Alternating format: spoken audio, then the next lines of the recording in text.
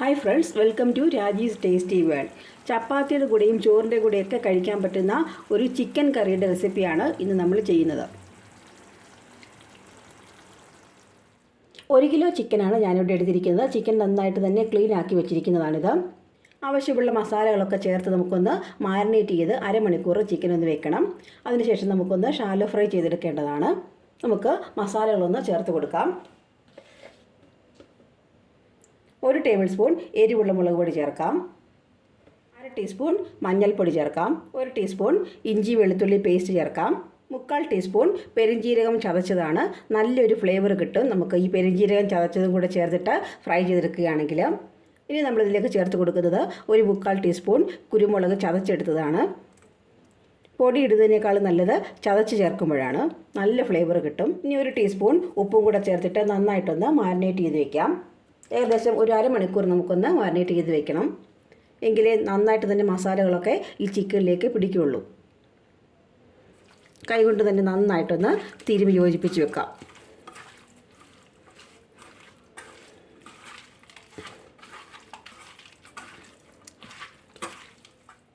ഇനി അരമണിക്കൂർ നിന്ന് റെസ്റ്റ് ചെയ്യാൻ വെക്കാം.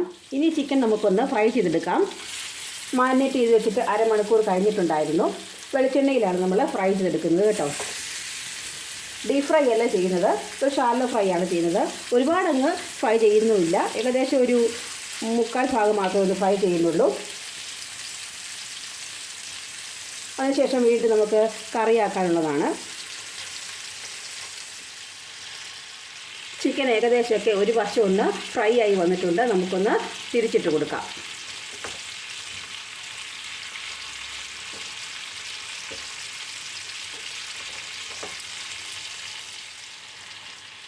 ചിക്കൻ ഇവിടെ 3/4 ഭാഗത്തോളം ഫ്രൈ ആയി വന്നിട്ടുണ്ട്. ഇനി നമുക്കിതൊന്ന് കോരി മാറ്റിയിട്ട് അടുത്ത ബാച്ചും കൂടി ഒന്ന് ഫ്രൈ ചെയ്തെടുക്കാം.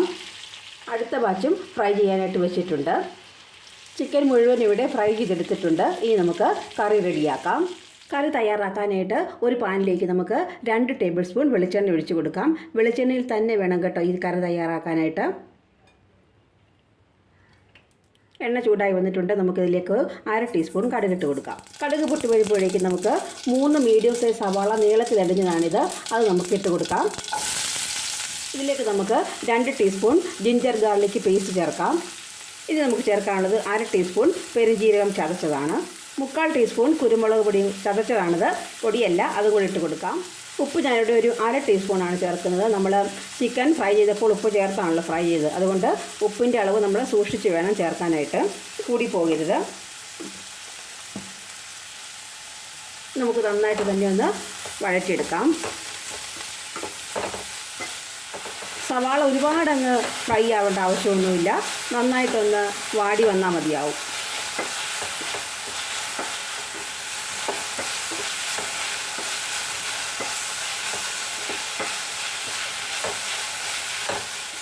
സവാള ഏകദേശമൊക്കെ ഒന്ന് വാടി വന്നിട്ടുണ്ട്. ഇനി നമുക്കിതിലേക്ക് ആവശ്യമായിട്ടുള്ള പൊടികളൊന്ന് ചേർത്ത് കൊടുക്കാം. 2 ടേബിൾ സ്പൂൺ എരിവുള്ള മുളക് പൊടിയാണ് ഞാനിവിടെ ചേർത്ത് കൊടുക്കുന്നത്.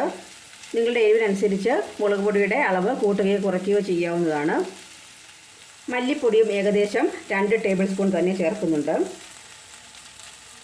മഞ്ഞൾപ്പൊടി ഒരു 1/4 ടീസ്പൂൺ ചേർക്കാം.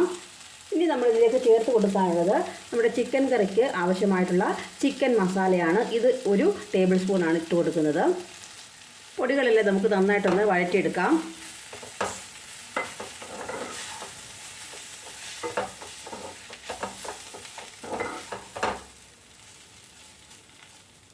പൊടികൾ വഴറ്റുമ്പോൾ സ്റ്റൗ നമ്മൾ മീഡിയം ഫ്ലെയിമിൽ വെക്കണം, അല്ലെങ്കിൽ പെട്ടെന്ന് തന്നെ ഇതെല്ലാം കരിഞ്ഞു പോകാനുള്ള സാധ്യതയുണ്ട് കേട്ടോ. ഇനി നമ്മളിതിലേക്ക് ഒഴിച്ചു കൊടുക്കുന്നത് നേരത്തെ നമ്മൾ ചിക്കൻ ഫ്രൈ ചെയ്ത് വെച്ചിരിക്കുന്ന ബാക്കി വന്ന എണ്ണയാണ്. അത് നമുക്ക് ഒഴിച്ചു കൊടുക്കാം.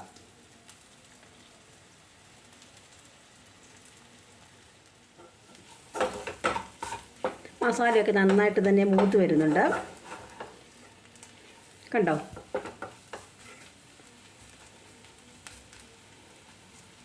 ഇനി നമ്മുടെ കറിക്ക് ആവശ്യമായിട്ടുള്ള ഗ്രേവിക്ക് വേണ്ട വെള്ളം ഒഴിച്ചു കൊടുക്കാം. ഒരുപാട് അങ്ങ് ഗ്രേവിയിലല്ല ഞാനിവിടെ ഉണ്ടാക്കുന്നത്, ഒന്ന് പെരണ്ടിരിക്കുന്ന ഒരു പരുവത്തിലാണ് ഉണ്ടാക്കുന്നത്.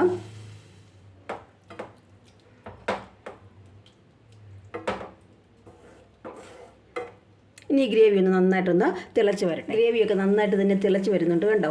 ഇനി നമുക്ക് നേരത്തെ തന്നെ ഫ്രൈ ചെയ്ത് വെച്ചിരിക്കുന്ന ചിക്കൻ പീസസ് ഇട്ട് കൊടുക്കാം. നന്നായിട്ട് തന്നെ ഒന്ന് മിക്സാക്കി കൊടുക്കാം. ഇനി ഇതിലേക്ക് നമുക്ക് ആവശ്യത്തിനുള്ള കറിവേപ്പിലയും കൂടി ഇട്ട് വെച്ചിട്ട് ഒന്ന് മൂടി വെച്ചൊന്ന് വേവിച്ചെടുക്കാം. ഓൾറെഡി ഒന്ന് ഫ്രൈ ചെയ്തെടുത്തിട്ടുള്ളതാണ്, അതുകൊണ്ട് പെട്ടെന്ന് തന്നെ ഒന്ന് വെന്ത് വന്നുകൊള്ളും. ചാറൊക്കെ കുറുകിയതാണ്. നമ്മുടെ ചിക്കൻ കറി ഇവിടെ റെഡി ആയിട്ടുണ്ട്. ഇനി നമുക്ക് സ്റ്റൗ ഓഫ് ചെയ്യാം. ഈ ചിക്കൻ കറിയുടെ റെസിപ്പി എല്ലാവരും ഒന്ന് ട്രൈ ചെയ്ത് നോക്കണേ. അതുപോലെ തന്നെ നമ്മുടെ ചാനൽ ആദ്യമായിട്ട് കാണുന്നവർ ഒന്ന് സബ്സ്ക്രൈബ് ചെയ്ത് സപ്പോർട്ട് ചെയ്യണം, ഷെയർ ചെയ്യണം, ലൈക്ക് ചെയ്യണം, കമൻറ്റ് ചെയ്യണം. താങ്ക്